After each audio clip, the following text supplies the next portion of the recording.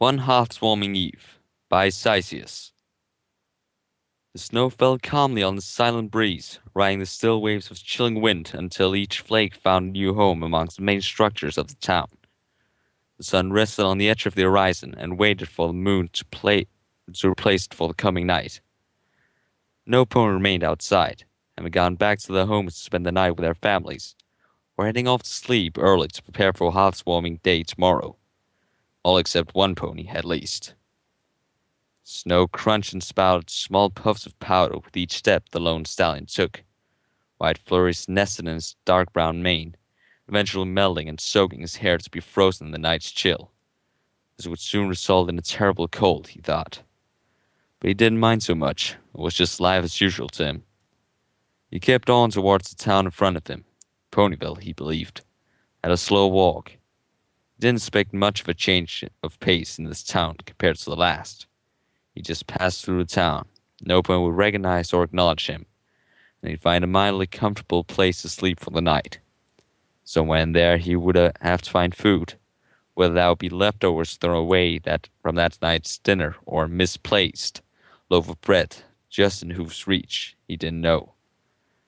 The brown stallion sighed as he shoveled through the growing layers of snow. He hadn't always been like this, a wandering pony who had to steal to live. No, he'd once had friends, a wife, and a well-paying job to support her. But he soon learned that fate's wheels didn't always turn the way he would like. Every window he passed was like a portrait of his past life. Families conversed and erupted in joyous laughter, and every one of them paid no attention to the problems in the outside world. They were all happy and shielded by the love they all shared for one another. Phantoms of past memory would invade those homes, replacing the ponies that made up the scenes with those that he once knew. A simple family of three, huddled together by a cozy fire, were banished from his vision, replaced by his parents and a much younger him. His father read from a book aloud so he and his mother could hear. It was all silent to the stallion, but he knew the story must have been funny because the whole family laughed. His younger self was the last to stop giggling, but he kept his smile, his happiness. The memorable scene faded, replaced by strangers. He tried to smile at their joy, but he couldn't help but frown at his own misfortune. That was no longer his life. Window after window shared the same joyous, innocent scene of gathered families bagging in their company's love. None of them paid the wandering stallion any mind. He was a ghost among the snow, an apparition that never existed in their lives. He wanted to look away from the happy scenes, just retreat into the numbing fog of ignorance. But even in the snow beneath his hoofs, he could see their smiles. So he just looked back to those portals to unreachable happiness, in hope that a little of their joy would reach him. An aroma caressed the stallion's nostrils, wafted from across the wind, and out of what appeared to be a large gingerbread house. It was quite an interesting design for a building, but, given that the pleasant aroma was that of baked goods, not surprising. Perhaps they would be charitable enough to offer him a small bite to eat. He was hesitant at first, but a not-so-silent grumbling from his stomach urged him forward. He approached the door and raised a hoof to knock, but stalled. Would they even answer? Well, of course they would. Some pony was obviously home, but how would they react? If it was anything like his past through Cancelot, he'd probably run off. Not every pony was unkind, and he knew that. But his last stop at a bakery had left a bad taste in his mouth, literally. The owner obviously had not been pleased with his reaction, because he was chased off with a broom. That baker's temper was hotter than his ovens. It was unfair to assume that this baker, or their family, would be as unpleasant as that, but still, he hesitated. It would save a lot of trouble if he just moved on. With a sigh, he lowered his hoof and retreated from the doorway, bowed his head, and turned, ready to continue on his aimless voyage. But something caught his eye. In the window, a pony stared out at him, her smile warm and her blue eyes welcoming. Her mane was like cotton candy, as fluffy as a pillow, he thought. The mare waved at the stallion, catching him off guard. He slowly raised his hoof and mimicked her motions.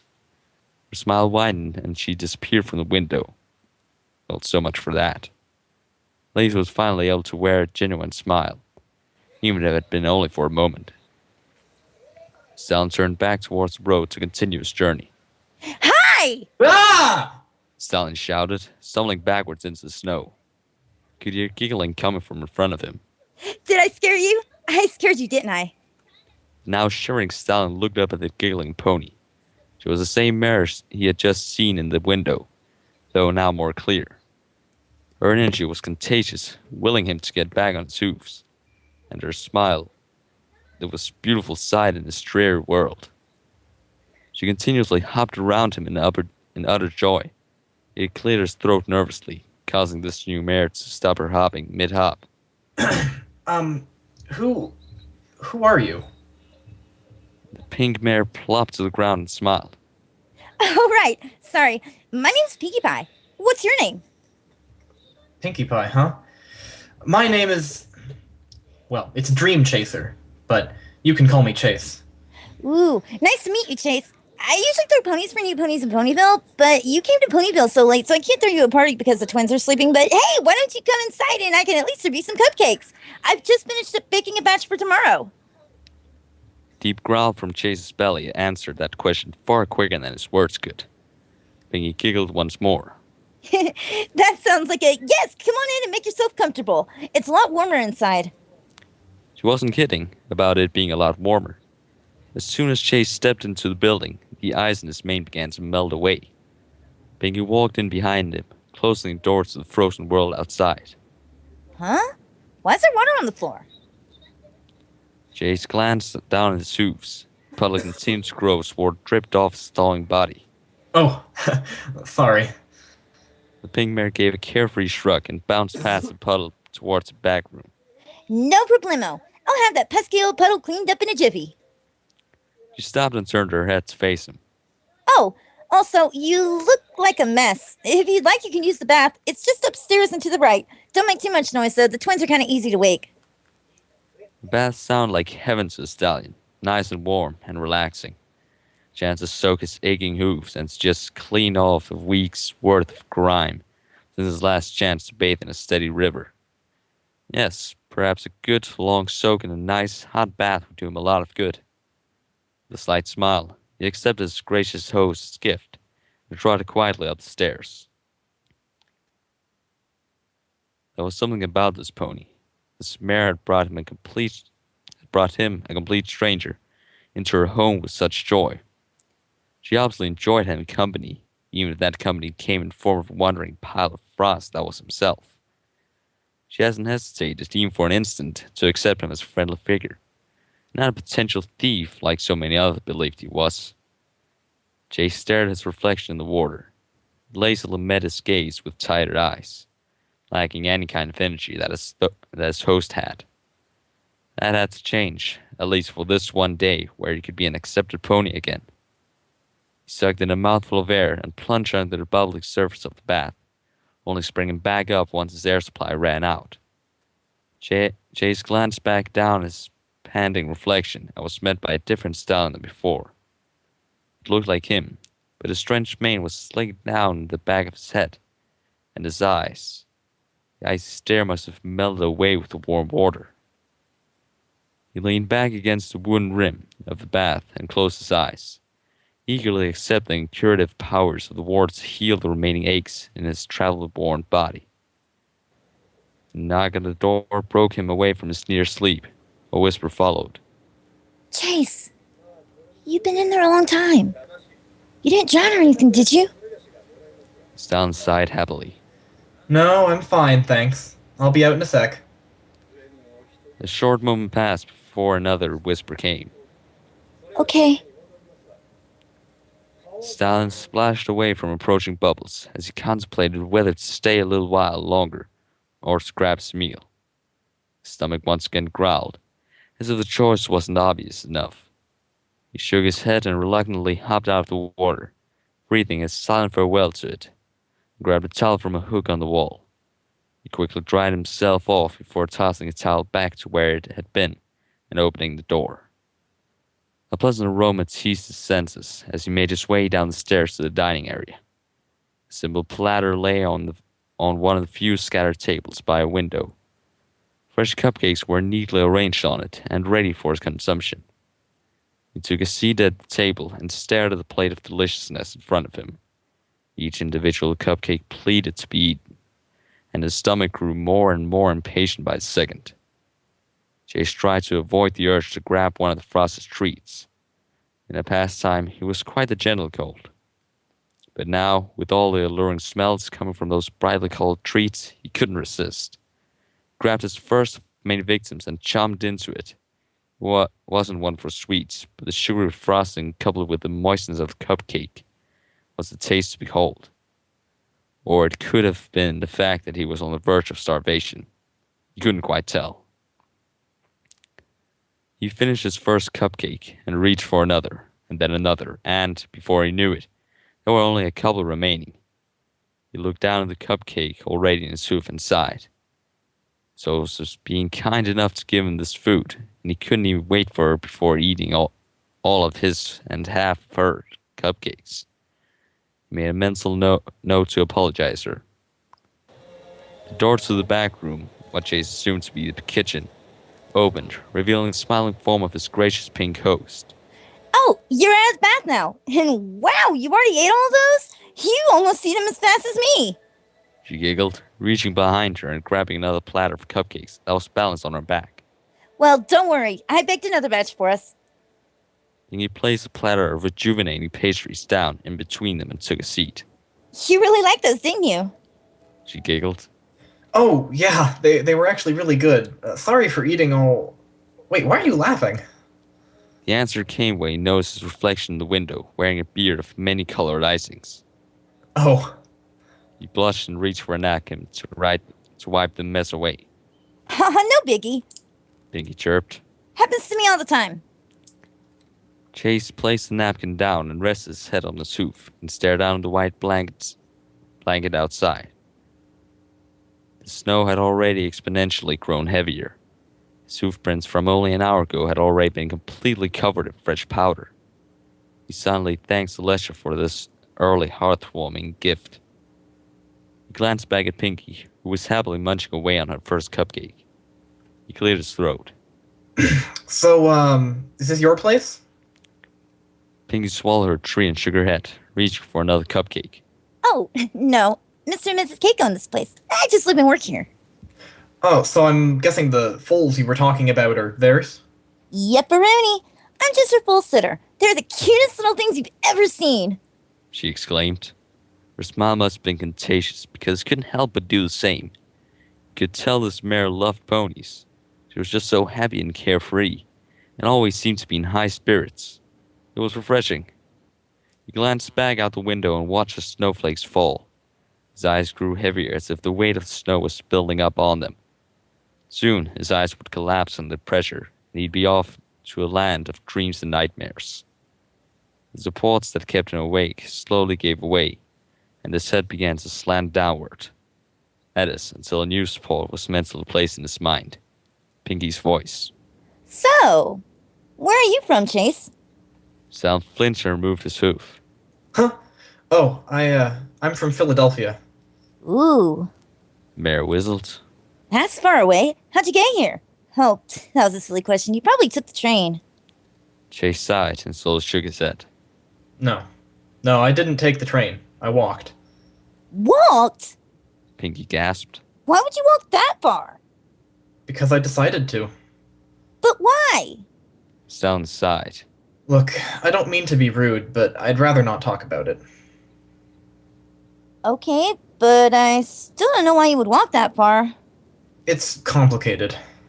Chase said, burying his head into his hoofs. Please, don't make me explain it. The pink pony sank back into her seat, ears wilting. Okay. The room grew quiet, an eerie kind of quiet that reminded him of lonely nights, wandering the empty fields of Equestria. The only sound to occasionally break the silence was the whistling of the growing storm outside. Jay sighed and let his hooves drop back to the table. He looked up, Pinkie was staring helplessly down at her side of the table. He shook his head. There was no way he was going to get out of explaining this. So you really want to know? He asked. Pinkie's eyes shut up. I don't want to force you if you don't want to. He sighed and dropped his gaze. I might as well. I've blocked it all off for long enough as is. Maybe it'd do me some good to get it off my chest. He looked up at her with sad eyes and took a deep breath. Several years ago, I met this beautiful mare from Manhattan. Her name was Starshine, a Pegasus. She had been visiting her relatives in Philadelphia, and by chance I met her at a train station, waiting on the next departure. We hit it off pretty well. Found out she was an artist. Her art was almost as beautiful as she was. He smiled faintly. Anyway, we got to know each other, and after a few years, she moved to Philadelphia to live, and we got engaged. About 8 months later, I graduated from the Philadelphia Institute of Economics, and then Starshine and I got married. Aww, Pinkie smiled. that doesn't sound bad at all. Where is she now? Chase lowered his gaze. I don't know. Wait, what? Why not? We're no longer together. Chase raised his head to meet Pinkie's intent gaze once more. Because I messed up. Big time. I had gotten a job working as a financial advisor for the mayor of Philadelphia.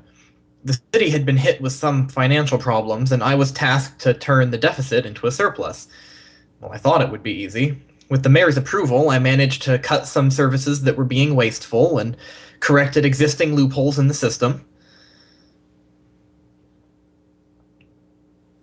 But Pinkie said. that sounds like you were doing really well. At that point, I was.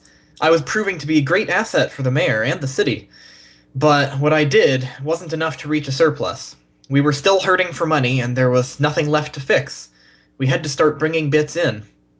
Well, I was a huge fan of the Wonderbolts shows, having seen one once in Manhattan when I went to visit Starshine.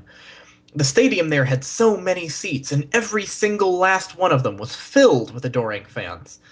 That was my inspiration for the plan that would bring in money to Philadelphia, a stadium that would match or exceed the scope of the Manhattan Stadium. I brought the plans forth to the mayor, and he was intrigued, but also very apprehensive of it.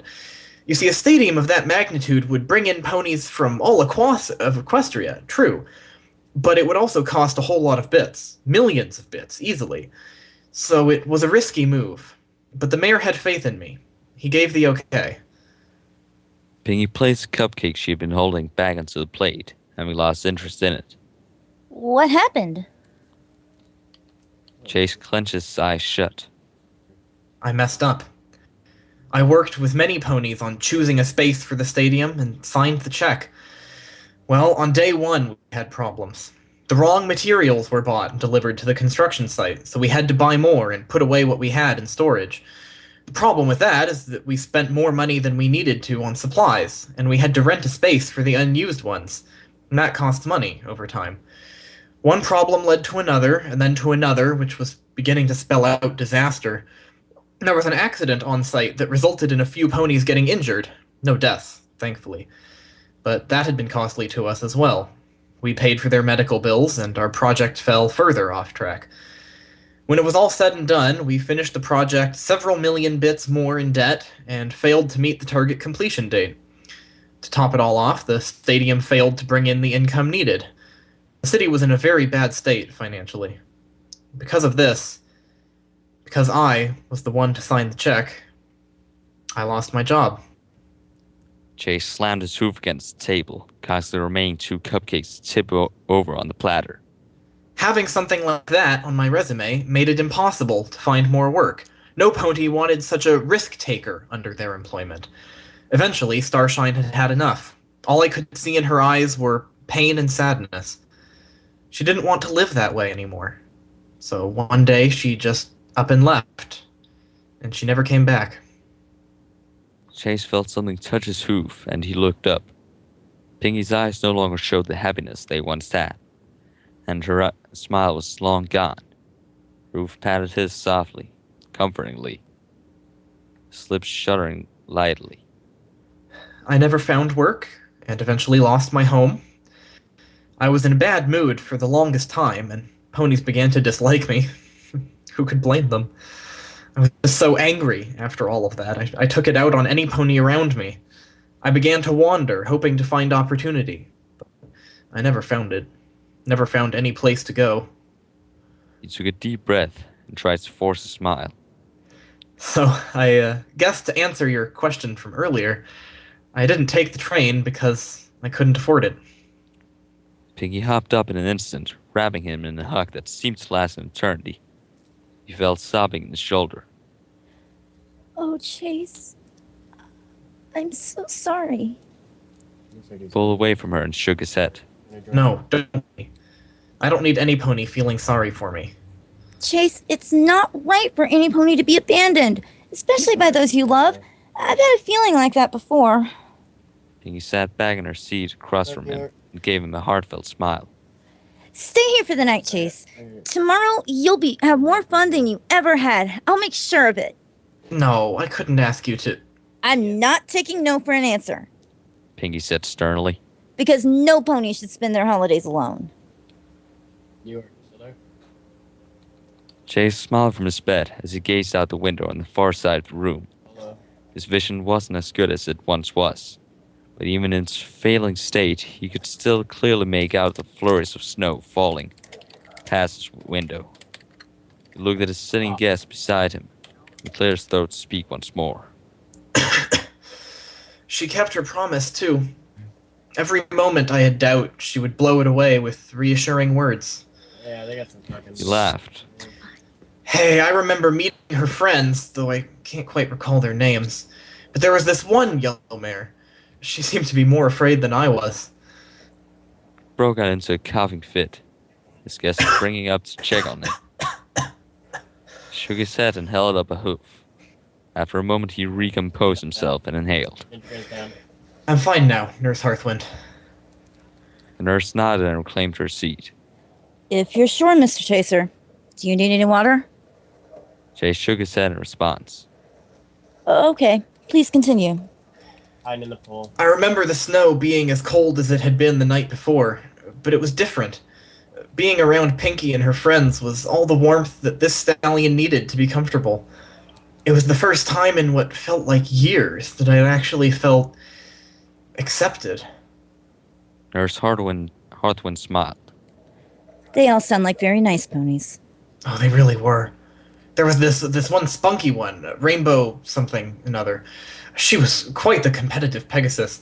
She just trotted up behind me with a snowball in her hoof and caught me off guard. And you know what I did? What's that? Chase chuckled. I picked up a snowball and threw it right back at her. Only difference was she was rolling on the ground laughing when I did it. That shut her up really quick. So the two of us just started throwing snow at one another. Oh, it was great. And then the others joined in, followed by Pinkie and this cannon filled with snow. He shook his head, smirking at the thought. It was pretty unfair, you know, bringing a cannon to a hoof fight. But the snow pit hit every pony but me, and she just winked. The others didn't stand a chance. He broke out into another laughing cough fit, this time accepting the invitation for ward from the nurse.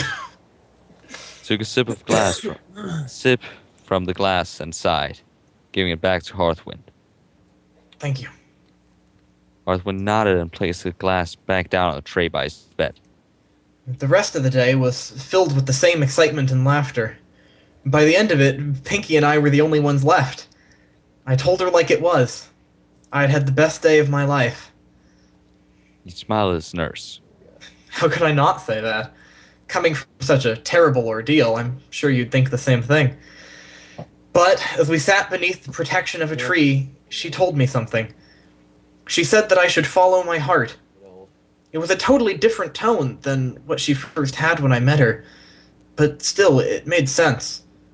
So that's what I decided to do. My heart told me to find Starshine, to apologize for everything and try to restart my life. That's very nice. Nurse Hearthwind smiled. Did you? No, I didn't. Why not? Because that's not what my heart really wanted. I only thought it did. He sighed. Pinkie didn't want me to go at first, but I felt I needed to. Maybe it was to complete myself. I have no clue. But before I left, she told me she would find me again to make sure I found my happiness. She made a pinky promise on that. Chase caught Hearthwind's sky blue eyes in a stare. It'll be 32 years ago this hearthwarming eve, and she never found me. I don't know if she just forgot about me and moved on, or what, but I know I never forgot her. I never could forget her, even during my travels. Ah, Hearthwind brought a hoof up to her chin.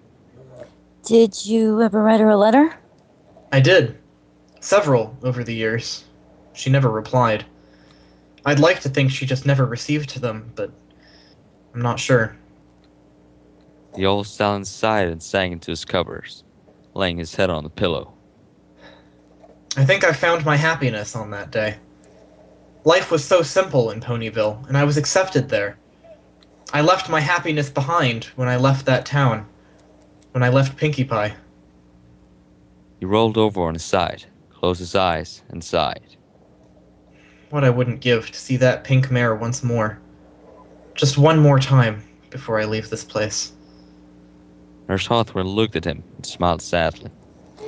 Maybe one day, Mr. Chaser. Days came and gone, exchanging the sun for the moon and moon for the sun.